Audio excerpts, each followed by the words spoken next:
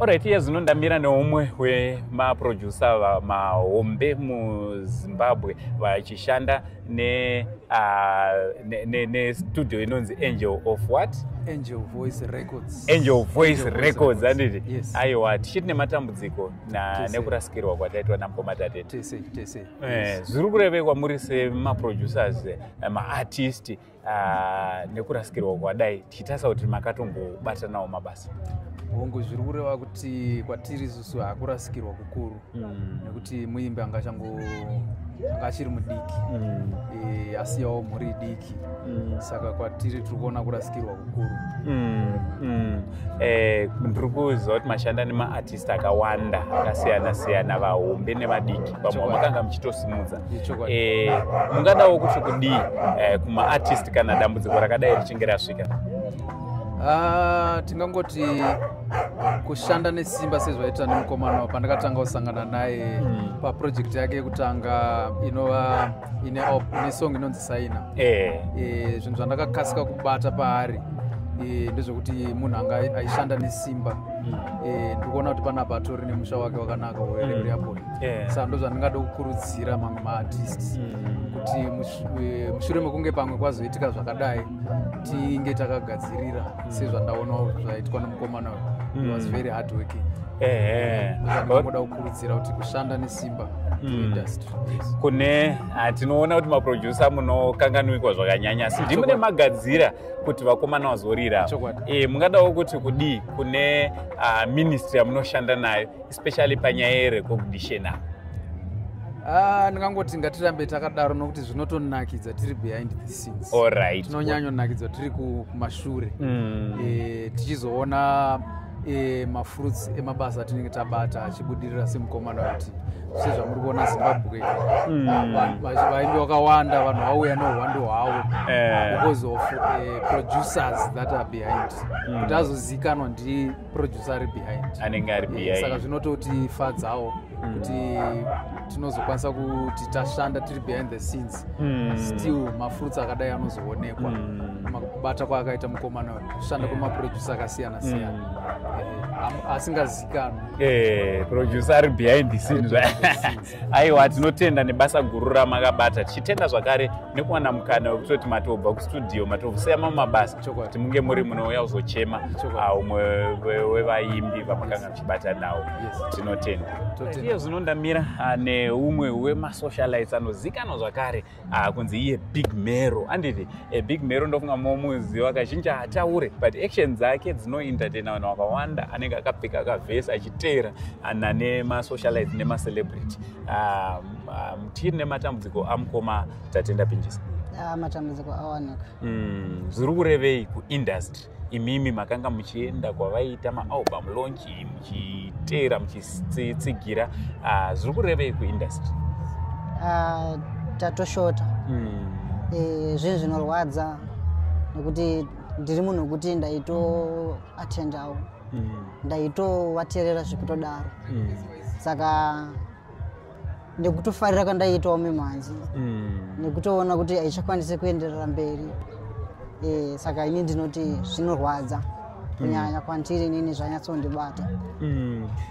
Zvakuratidza kuti hamuchazenge muchienda zvakare kumaalbum launch avo pachisina imwe album launch ichange ichiitwa namukoma Tatenda Pinjisa. Zviri kurevei kwamuri?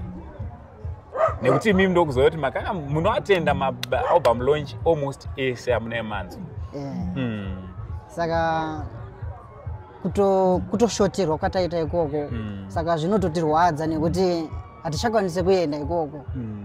Saka ndo pacho paronyanya kutirwadza pakuti hatichakwanise kuti tiende kune rimwe album launch ramukoma Tatenda Pinjisa.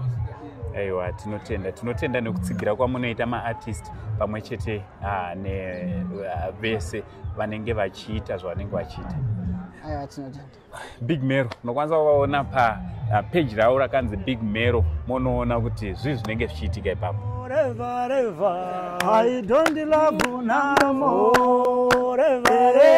I don't love you now. I don't love now. I don't love now. I don't love now. I don't love now. Muzazi yepere varume muchireverana nema Maria zimunu wekubata kumeso.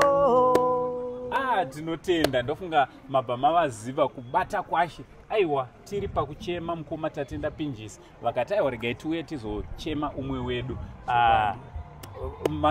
madzishe vakati mambo aiwa kusanganiswa kusanganiswa kwakadai kunorwadza mani ndo zvauri tiri nematambudziko amukoma Tatenda nematambudziko chokwadi aonekwa kuenda kwake kunorwadza zvina kustisvikira zvakanaka nyaya dzatibata pamoyo zvekuti munhu aigona kana lead rairidza chero chero kana muthu unyaso kuona kuti achareplace nzvimbo iyoyo ndiani zvinondorwadza kusaziva marufu kuti munozvitorawo sei tatoenda munhu aikanga aingofara aingosununguka zvekuti aiti akasanganawo nesu isusu wechipostori unoziva kuti kana munhu wechimba chipostorika unogona kungofunga kuti vamwe uri munhu akasudurudzika pavanhu special ukanga wasangana nevamwe vanoridza magitari but munhu wekuti aiakomodita munhu wese semunhu aingove munhu aifara plus voice rake isu tairidiro pakuti nyangwe pataimbosangana tichimboimbo dzedu dzechipostori patitasangana kumafunctions uku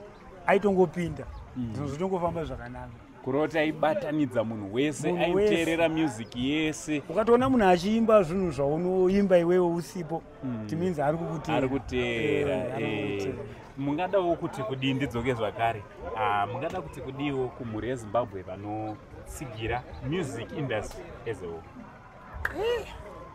chekutaura ndechekuti tiri kuchema nemafiro ari kuita vaimbi vari kuenda nezvipo saka tiri kuti mafanzi edu mhuri yeZimbabwe yese titsigirewo nekutiteera mhuri dzatiri kusiya dziri kusara mamwe acho amarombe saka tinokumbirawo nemwoyo murefu nemwoyo wokupa ngavatambanudze maoko avo vatarise mhuri dzimwe dzatine tasiya tinota todzisiya takadzivakira rimwe gara asi nekuda kwepfungwa dzavo dziri kuramba kuzonyasa kusvika pane chisuwo chana baba vavo isusu saka tikuti mhuri yeZimbabwe kana tadzama sevaimbi teeraiwo mhuri dzedu muchidzivakiridza muchidzidzoreredzera munzira idzodzo ndo mashoko angu andingasiye kumhuri yeZimbabwe ichitaura hanzi musakanganwe mhuri dzedu kana isusu tinenge taenda kureva kuti paronda rasiwa namukoma Tatenda Pinjisi ironda risingachapore paana dzedu asi zvikuru kumhuri ngatinge tiri tinovarangarira ndinotenda nekunge muri munomira navo kunyanya panguva yakaoma kudai tinotenda kana mukoma Pinjisi rudo rwaungano rwakapfurikidza ndikurangarira imwe interview yataiitwa tichida kuti tiende kualbum launch kwaLingbo Beats vakatiitira kamwe kanhu kanzi aiwa chimumirira kumana ndiite inini ndikutaurire inini ndiri kubata kwasheni saka ndinorwadziwa nesituation iyoyo kuti tasiwa nemurume anga ine rudo kuti pataikakama aisvika achiti aiwa mira ndimire nini Pinjisi ndinokuti afambe zvakanaka tiri murwendo tiri kuteera ndo mashoko andingangopedzisire kutaura aiwa Tatenda